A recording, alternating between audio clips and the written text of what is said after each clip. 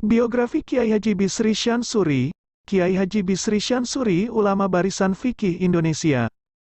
Kiai Haji Bisri Syansuri adalah salah seorang kiai pendiri NU yang dinilai menyelesaikan persoalan melalui pendekatan fikih murni.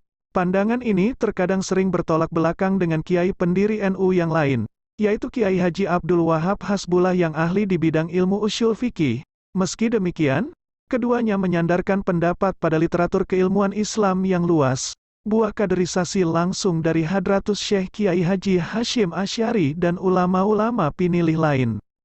Kiai Haji Abdurrahman Wahid atau Gus Dur, menyebutnya kakeknya itu sebagai kiai dalam barisan fikih bersama teman-temannya yang lain, di antaranya Abdul Manaf dari Kediri, Asad Syamsul Arifin dari Situbondo, Ahmad Baidowi dari Banyumas, Abdul Karim dari Sedayu, Nahrawi dari Malang, Maksum Ali dari pesantren Mas Kumambang di Sedayu dan lain-lain. Barisan peminat fikih dan penganut hukum agama yang tangguh ini menjadi kiai-kiai pesantren yang sekarang ini merupakan pusat pendalaman ilmu-ilmu agama di Pulau Jawa. Menurut Gus Dur yang mengutip perkataan Kiai Syukri Ghazali, mereka adalah generasi terbaik yang langsung dididik oleh Kiai Haji Hasyim Asy'ari. Kecenderungannya terhadap fikih Kiai Bisri ini akan kelihatan menonjol dalam kehidupannya baik sebagai seorang kiai maupun ketika ia memimpin Nahdlatul Ulama.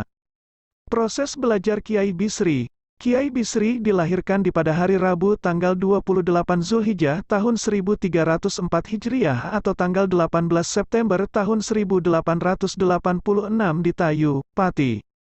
Semasa kecil, Bisri belajar pada Kiai Haji Abdus Salam, seorang ahli dan hafal Al-Quran dan juga ahli dalam bidang fikih. Atas bimbingannya ia belajar ilmu nahwu, saraf, fikih, tasawuf, tafsir, hadits. Gurunya itu dikenal sebagai tokoh yang disiplin dalam menjalankan aturan-aturan agama. Watak ini menjadi salah satu kepribadian Bisri yang melekat di kemudian hari.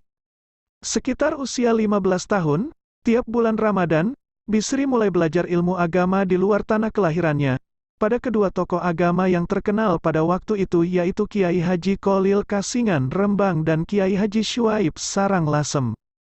Kemudian ia melanjutkan berguru kepada Syekhona Kholil Bangkalan. Di pesantren inilah ia kemudian bertemu dengan Abdul Wahab Hasbullah, seorang yang kemudian menjadi kawan dekatnya hingga akhir hayat di samping sebagai kakak iparnya. Lalu Bisri berguru kepada Hadratus Syekh Kiai Haji Hasyim Asy'ari di Tebuireng. Di pesantren itu, ia belajar selama 6 tahun. Ia memperoleh ijazah dari gurunya untuk mengajarkan kitab-kitab agama yang terkenal dalam literatur lama mulai dari kitab fikih Al-Zubat hingga ke kitab-kitab hadits seperti Bukhari dan Muslim.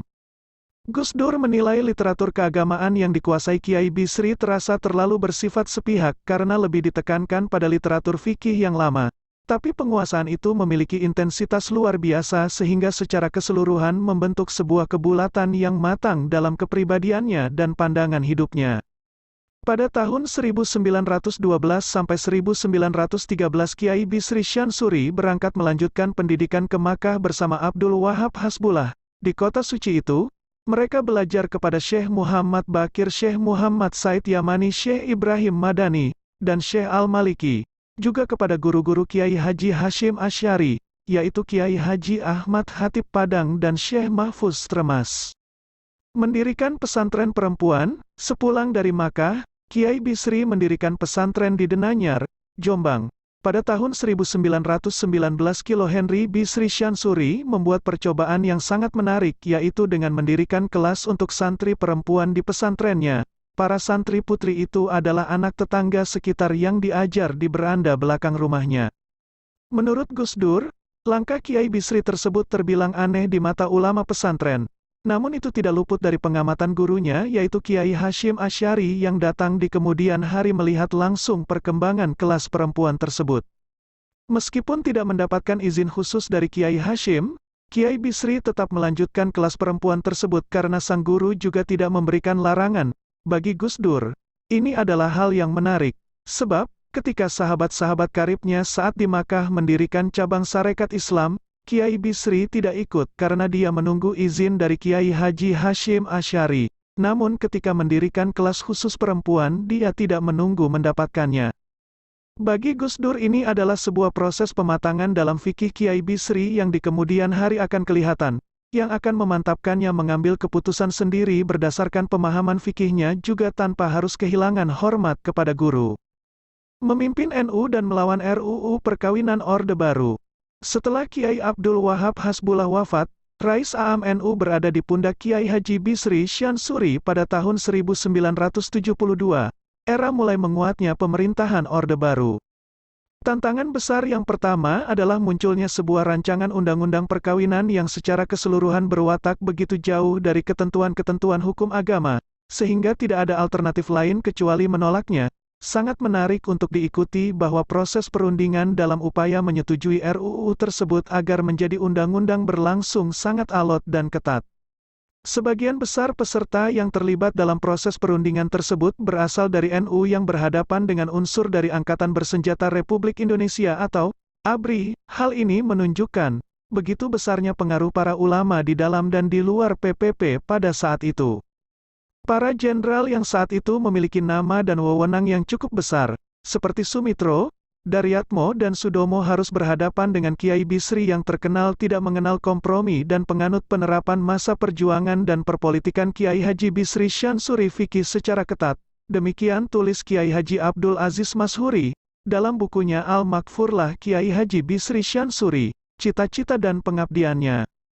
Kemudian, Kiai Bisri bersama Kiai-Kiai NU lain membuat RUU tandingan. Di dalam buku Kiai Haji Abdus Salam menjelaskan RUU itu dengan mengutip Andre Veillard, dalam bukunya, NU Vis-a-Vis Negara, Pencarian Isi, Bentuk dan Makna. Isi RUU alternatif rancangan para ulama yang dimotori Kiai Haji Bisri Syansuri, yang meliputi pertama, perkawinan bagi orang muslim harus dilakukan secara keagamaan dan tidak secara sipil. Pasal 2, NU berhasil memenangkan pendapatnya. Kedua, masa idah. Saat istri mendapatkan nafkah setelah diceraikan harus diperpendek, pemerintah mengusulkan 1 tahun, sedangkan NU minta 3 bulan karena di masa 3 bulan, suami berhak rujuk kembali kepada istri selama masa idah itu, tidak ada perkecualian diberlakukan bagi wanita usia lanjut. Ketiga, pernikahan setelah kehamilan di luar nikah tidak diizinkan. NU cukup berhasil dalam arti definisi anak yang sah adalah yang dilahirkan dalam perkawinan. Keempat, pertunangan dilarang karena dapat mendorong ke arah perzinahan. NU berhasil, pasal 13 ini dihapus.